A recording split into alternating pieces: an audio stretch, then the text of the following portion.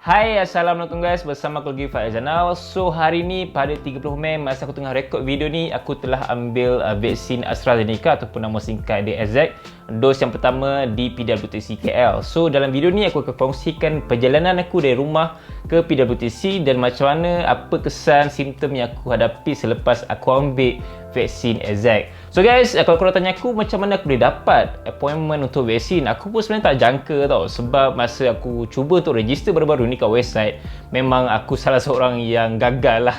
Aku rasa ramai juga kawan-kawan aku yang gagal masa nak register dekat website baru-baru ni untuk AstraZeneca punya vaksin. Sebab bila aku dah cuba masukkan semua details yang diperlukan dan aku try tekan submit, buka robot apa semua, memang gagal all the time. Daripada pukul 12 suku sampailah pukul 1.30 macam tu, tengok dah penuh kan. So yes, memang gagal dan aku register Selangor Selangkah, aku register MySejahtera.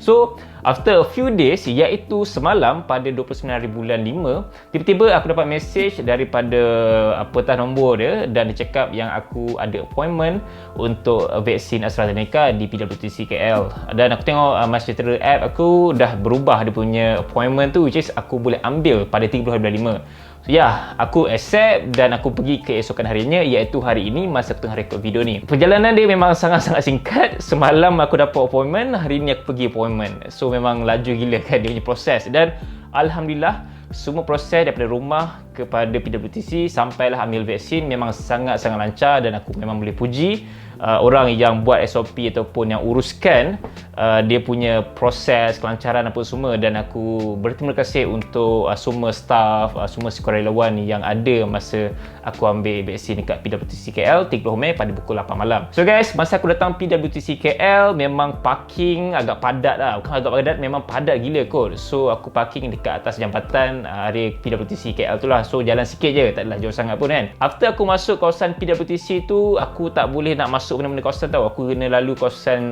kereta turun ke bawah, parking ke bawah, lalu kawasan kereta parking ke bawah tu, dan pusing lah dia punya dalam kereta tu pergi ke bahagian basement level 2 tak silap aku. So kat bahagian bawah tu actually korang boleh buat drop off kalau misalnya kata korang nak bawa family korang, adik-beradik korang untuk hantar dia punya vaksin kan. So ya, bahagian bawah tu boleh drop off, dan after drop off just aku terus masuk je, walaupun masa tu pukul 7.30 7.45 macam tu. So aku tengok aku punya appointment pukul 8, tapi dia bagi je masuk, just scan, kita pakai sanitize, masuk, dia bagi surat untuk kita isi form. Satu tips untuk korang semua nak pergi ambil vaksin, yang pertama korang kena standby pen dekat dalam poket korang ke ataupun anywhere korang nak letak, standby at least satu pen. So tak adalah kita berkongsi pen dengan orang lain kan. Ya, kita kena isi form, kita kena tanda tidak atau ya apa semua untuk dia tahu sama ada kita pernah ada penyakit sebelum ni atau tidak, dan persetujuan untuk kita ambil vaksin. Dan kita just tunggu nombor yang dipanggil. Aku rasa paling lama aku tunggu masa tu pun dalam 4-5 minit lah untuk every sesi yang aku ada masa tu. Sesi pertama adalah isi form, sign, tunggu nombor dan pergi ke bahagian consultation. Dah pergi ke bahagian consultation dekat tingkat atas, dia akan bagi tahulah yang kita ni ada penyakit apa. Macam aku just cakap aku ada resedung saja. So dia akan advise kita pasal vaksin ni, dia akan cakap terangkan apa semua pasal penyakit yang kita pernah hadapi ke apa semua kan. So dan lepas je sesi consultation, kita akan pergi ke bahagian vaccination, dan lepasnya aku duduk tunggu pada bahagian vaccination center. Aku rasa dalam 3-4 minit macam tu giliran aku untuk ambil vaksin, dan tunggu sekejap, ada orang tengah cucuk dekat dalam, seminit je ambil masa, lepas tu giliran aku pula. So memang sangat-sangat kejap lah proses untuk vaccination dekat PWTC KL. So memang tak lama pun. Overall daripada aku masuk PWTC tu sampai habis je vaccination, aku rasa tak sampai setengah jam. So memang sangat-sangat cepat lah proses dia. So yang terakhir adalah aku bagi form dekat orang kat kaunter lah. So dia akan advise untuk kita tengok dekat apps MySejahtera dan advise bila date untuk second dose. So expected dalam 2 ke 3 minggu after kita ambil yang first dose lah. So guys, Alhamdulillah aku punya proses vaksin dekat PWTC KL untuk AstraZeneca memang sangat-sangat lancar. Tak perlu nak rushing pun, tak perlu nak sampai terlalu awal sangat pun, tak perlu. At least 30 ke 20 minit awal daripada time yang ditetapkan pun dah cukup bagus. So tak perlulah nak 2 jam 3 jam awal sampai nak kena beratur panjang kan, tak perlu. So itu pengalaman aku pergi ambil vaksin, dan simptom ataupun apa yang aku rasa lepas dia cocok, honestly masa dia tengah cocok vaksin dekat aku punya lengan, aku tak rasa apa-apa langsung pun. Aku ingat sakit dia macam ambil darah tau, tapi bila dia dah cocok tu memang tak ada rasa apa-apa yang sakit pun. So after a few minutes aku dapat vaksin dekat lengan kiri aku, baru aku terasa lah dia punya kepedihan tu sampai ke tulang kot rasa dia kan. So sampai sekarang after a few hours memang aku terasa jugalah sakit-sakit dekat bahagian yang dicucuk tu, rasa macam lebam pun ada, dan kalau angkat tangan pun memang akan terasa bahagian tu pedih-pedih dan sakit. Tapi setakat ni tak ada efek dekat aku punya kesihatan. Aku tak rasa demam ke, aku tak rasa lesu ke, aku tak rasa apa-apa pun. So just sakit dekat bahagian dia inject saja. So itu bagi aku normal lah. Macam kebanyakan kawan-kawan aku yang ambil vaksin memang cakap benda sama je pun. So diorang akan rasa sikit-sikit lah dekat bahagian yang dicucuk tu. So it's normal. Aku rasa itu saja simptom yang aku dapat rasa setakat a few hours aku ambil vaksin, dan insyaAllah aku akan keep update simptom ataupun kesan yang aku hadapi lepas aku ambil vaksin AZ dos yang pertama ni dekat Twitter ataupun dekat Instagram aku. So korang boleh follow Twitter dan juga IG aku untuk dapat update pasal vaksin punya kesan dekat aku punya lengan ni. Dan satu benda aku tergelak mengenai vaksin ni adalah aku tengok ada satu video yang dikongsikan dekat Twitter, dekat Facebook pun semua, yang ada orang tu bila dia lepas cocok je vaksin dos yang pertama ke kedua aku tak sure, dan dia cuba untuk letak besi dekat lengan dia dan besi tu melekat. Aku rasa macam wow. Seriously, besi boleh melekat sebab vaksin ni dia sebuah cecair, dia bukannya pepejal. So itu satu benda korang kena tahu tau. Kalau kita tengok vaksin tu dia jernih je, tak ada pun ini pepejal ke apa semua. So macam tak possible langsung kot. Ada magnet ke, ada chip ke, ada microchip, tak possible langsung lah. So itu adalah fakta berdasarkan sains yang korang perlu tahu lah. Which is ada tanggapan yang memberitahu bahawa vaksin tu ada microchip, semua tidak benar. Dan so far aku akan cuba sama ada vaksin yang aku ambil ni melekat atau tidak besi dekat lengan aku. Aku tunjuk kat korang. Sekarang ni aku ada SIM injector besi yang ringan. So sepatutnya besi ringan ni dia boleh melekat dekat mana-mana kalau ada magnet, medan magnet dah. So aku akan try cucuk, So aku akan try letak dekat bahagian kena cucuk vaksin ni sama ada dia melekat ataupun tidak melekat. So kalau dia melekat aku tak tahu apa jadi. Bismillahirrahmanirrahim. Jatuh kan? Aku rasa dia melekat tadi sebab ada selotip kat sini. Ni ada selotip ni. So selotip ni bila lekat lama sini ada kesan-kesan ni lagi sikit. So ada kesan ni sikit selotip kat sini. So kalau letak besi ringan macam ni mestilah akan melekat sikit. Kalau kita gerakkan mestilah jatuh, betul tak? So dekat bahagian bawah ni yang tak ada kesan selotip ni memang dia smooth je lah jatuh kan. Okay, ini bahagian kiri Kita tengok kalau bahagian kanan besi melekat kat badan Weh, power juga uncle yang besi melekat dekat badan banyak tu kan. Sampai garfu, sudu semua kan. So ini bahagian kanan. Tengok. Melekat tak melekat. Melekat juga bahagian kanan. Sebab apa melekat? Sebab ada kesan gam yang melekat sikit dekat besi ni tadi. So dia ada besi-besi melekat lah sikit kan. Besi ni pun rasa juga. Dan peluh kita pun akan membuatkan besi yang ringan macam ni boleh melekat juga. Sebab peluh tu ada air. So air tu macam melekit sikit kan kat badan kita, air garam kan. So itulah. Ada yang tanya aku sama ada besi melekat ke tidak. Boleh melekat sebab apa? Sebab ada kesan gam dekat selotip yang diorang tampal dekat lengan kita. So itulah. Kalau kita letak besi berat, okay, aku akan tunjuk korang kalau kita letak besi berat dekat lengan. Okay, ini adalah pisau.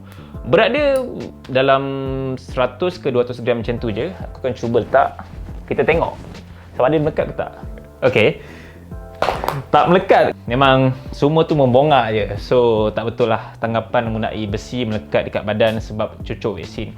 So untuk korang yang mudah terpedaya dengan informasi yang palsu pasal vaksin ke pasal COVID-19, aku harap korang respect kita punya frontliner, orang-orang yang tengah hadapi penyakit disebabkan oleh COVID-19 ataupun ahli keluarga diorang sendiri yang kehilangan mak bapak ke saudara mara ke ahli keluarga disebabkan oleh COVID-19. So kalau korang rasa macam korang percaya dengan apa korang percaya sekarang ni dan tak percaya dengan dunia realiti sekarang ni, please respect dan jangan sebarkan benda-benda tak betul. Buat korang yang ada tanggungjawab kalau sana, please kalau ada peluang untuk ambil vaksin, pergi ambil vaksin, dan kalau tak ada peluang, cuba ambil peluang. Dan kalau korang kat sana yang tak patuh SOP lagi, please jaga SOP betul-betul. Kalau boleh jangan keluar rumah kalau tak ada keperluan langsung. Kalau nak keluar rumah pun just pergi beli barang ke apa semua. So aku harap korang semua kat luar sana jaga diri, jaga keselamatan, dan kalau ada peluang ambil vaksin, pergi ambil. Dan masa nak pergi ambil vaksin tu pun jaga jarak dengan orang lain. Macam aku tadi, memang kalau boleh aku tak nak pegang apa-apa pun, aku tak nak sentuh apa-apa. So kalau boleh after kita pegang anything, terus pakai hand sanitizer ke ataupun lap ke ke ataupun cuci tangan dan sebagainya, dan balik terus mandi apa semualah. So guys, aku rasa itu saja perkongsian aku mengenai pengalaman aku pergi ambil vaksin dos yang pertama untuk AZ, dan juga kesan sampingan yang aku terasa setakat hari ni untuk hari pertama untuk vaksin AZ. Sekarang ni aku nak kongsikan pengalaman hari kedua selepas aku dicucuk vaksin AZ. Setakat ni malam tadi aku tidur, aku rasa agak lena juga tidur sebab aku tidur awal, tak tidur lambat macam hari-hari biasa. Biasanya aku tidur pukul 1, 2, 3 pagi macam tu, dan bangunnya pagi tadi badan aku rasa lesu, sendi-sendi aku rasa sakit, dan badan aku rasa macam sejuk-sejuk lah, macam nak demam pun ada kan. Dan aku rasa dekat bahagian lengan aku yang dicucuk tu rasa lebam, so bila tekan tu memang rasa sakit lah kan. Tapi tangan aku boleh je angkat barang, boleh je bawa kerja, boleh je bawa kereta buat semua, so tak ada masalah pun kat situ. Nak jadikan cerita, semalam masa waktu siang tu aku buat kerja yang berat jugalah. Aku pergi cuci rumah baru aku pergi angkat barang berat-berat, perabot, aku pergi buat kerja dekat luar tengah-tengah panas apa semua. So itu mungkin salah satu kesan juga kenapa badan aku hari ni lesu.